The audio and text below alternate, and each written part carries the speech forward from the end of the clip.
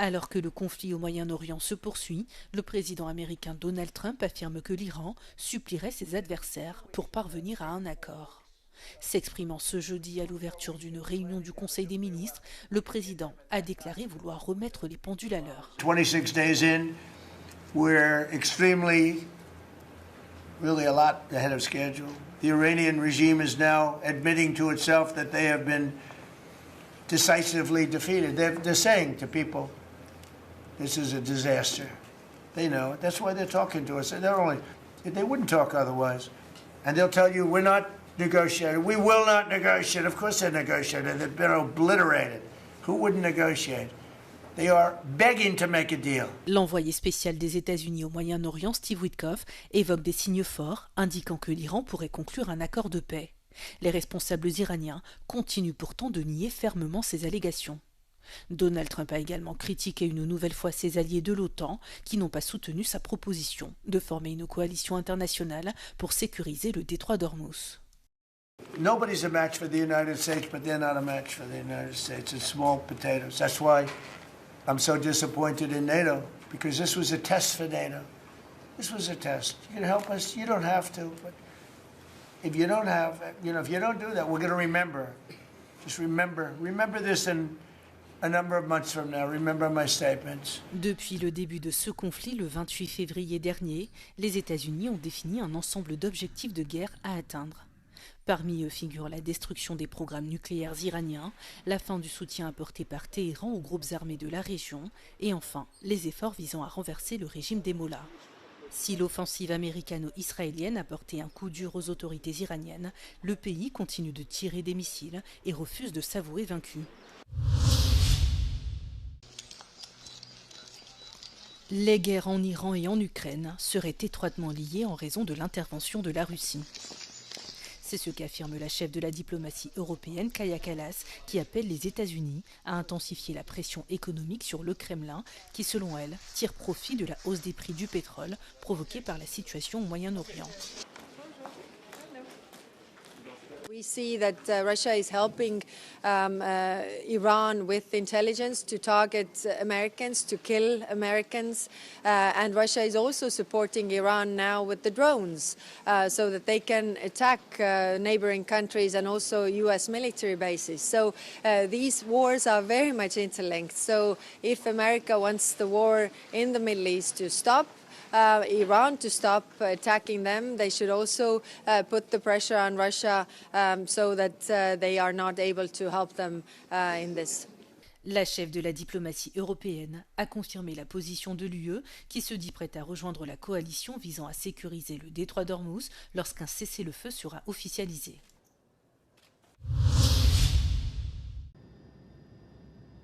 Le ministre allemand de la Défense, Boris Pistorius, a déclaré ce jeudi lors d'une conférence de presse à Canberra, en Australie, que la Bundeswehr n'interviendra pas dans la guerre en Iran tant que les hostilités se poursuivent.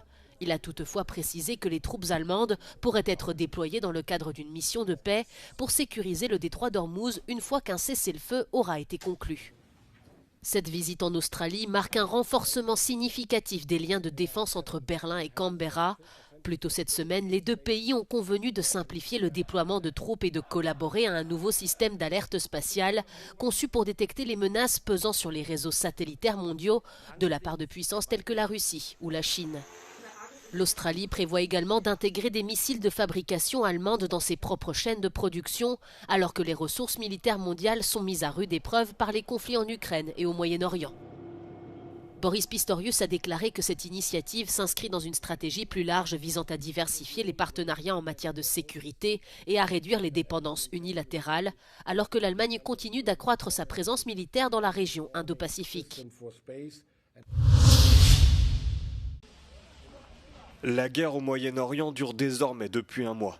Dans une interview accordée à Euronews, le Comité international de la Croix-Rouge exige l'arrêt immédiat des attaques contre toutes les infrastructures vitales face à l'aggravation de la situation pour les civils. Ms. Boliaric, we are seeing a significant escalation in Iran. How is this affecting people on the ground? Unfortunately, what we observed today and what we have observed for the past 4 weeks is the fact that civilians are bearing the brunt of this recent escalation. the fact that civilian infrastructure is at the forefront of attacks across the Middle East region, including in the Gulf countries, is unacceptable from a humanitarian perspective.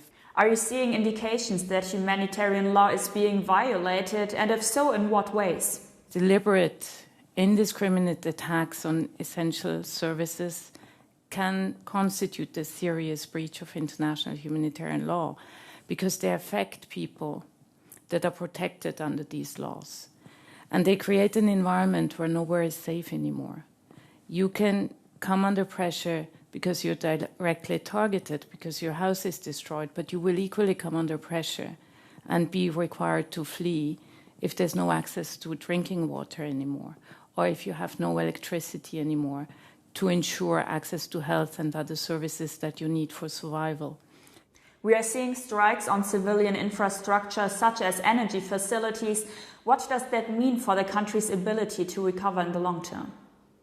Every time such attacks happen, we know it will take much, much longer for the civilian population to be able to return to normalcy, but also for economies to return to levels that are necessary to sustain people's welfare and people's existence. What responsibility does the Iranian leadership bear when it comes to de-escalation and improving the situation for civilians? The responsibility under IHL is equal for all states. They bear the primary responsibility not to attack civilian infrastructure, to protect civilians, to spare civilians as much as possible from hostilities. Any state conducting deliberate attacks on civilian infrastructure is at fault. Thank you for your time, Ms. Boljaric. Après avoir passé 5 ans en prison, la leader de l'opposition bélarusse Maria Kolesnikova est arrivée à Berlin, où elle a pu recevoir le prix Charlemagne qui lui avait été décerné lorsqu'elle était en détention. Euronews a pu s'entretenir avec elle concernant l'avenir de son pays.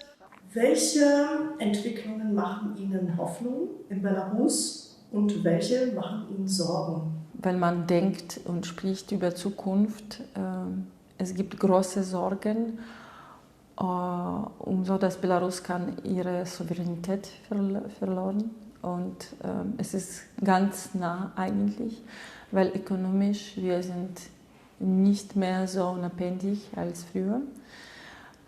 Und das ist eigentlich ein Teil, es ist Ergebnis von Sanktionen. Wenn die Sanktionen ganz starkes Druck auf Lukaschenko machen, der kehrt sich nach Russland. Und Russland hat natürlich profitiert dafür, dass Belarus keinen Kontakt mit EU hat. Mais qu'en est-il de la majorité de la population bélarusse? Se tourne-t-elle, elle aussi, vers la Russie ou davantage vers l'Union européenne? Es gibt jetzt eine riesige russische aggressive Propaganda in Belarus und es ist vielleicht sogar viel gefährlicher als Sanktionen, weil es ist schon 5 Jahre vorbei und es gibt jüngere Generationen, die haben 2020 und Proteste nicht mitgekriegt. Sie wissen jetzt nicht mehr, was ist das, was ist was. Und Gefahr ist, dass in noch ein paar Jahren oder noch 5 Jahren, es würde schon mehrere Generationen sein, die würden überhaupt nicht verstehen, was EU ist und was demokratische Werte ist. L'UE doit donc dialoguer avec Alexandre Loukachenko et défendre ses intérêts, estime Maria Kolesnikova. Und wenn man nicht mit Lukaschenko keine Gespräche wollen, irgendwann kommt die Zeit, der Staat Lukaschenko, die müssen mit Putin sprechen. Und das ist, finde ich, viel schlimmer. Maria Kolesnikova compte donc sur le soutien de l'Europe.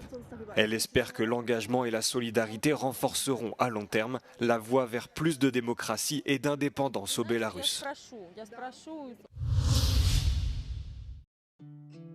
Si Pompeii est aujourd'hui célèbre pour les cendres et la lave qui l'ont recouverte, il y a 2000 ans, c'était entre autres pour son vin que la cité était reconnue. Aujourd'hui, cette tradition ancestrale renaît. Des dizaines de vignes ont été plantées au milieu des ruines de la ville, un projet d'agriculture durable qui a tout de même une portée archéologique.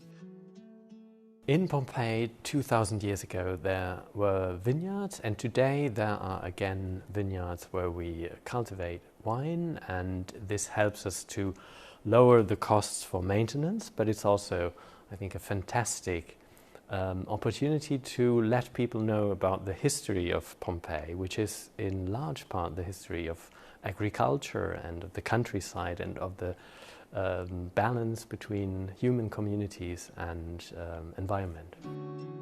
C'est l'Aglianico qui est cultivé dans le parc archéologique, un cépage de vin connu dans toute l'Europe et toujours utilisé pour faire du vin naturel. À la période antique, le vin qui en était tiré faisait partie intégrante de la vie quotidienne des habitants. Ils en buvaient au petit déjeuner, lors de cérémonies religieuses et l'exportaient de l'Afrique du Nord à la Grande-Bretagne. What we're trying to do is to kind of highlight the tradition that links what we are doing today, which is not only the wine itself, but also the whole culture around it, the being together and the how to cultivate it and the landscape in which this is being done. To the Roman times, it's all a great tradition, one continuity, which still continues. 30 000 bouteilles issues des vignes de la cité antique devraient être vendues sur place et en ligne.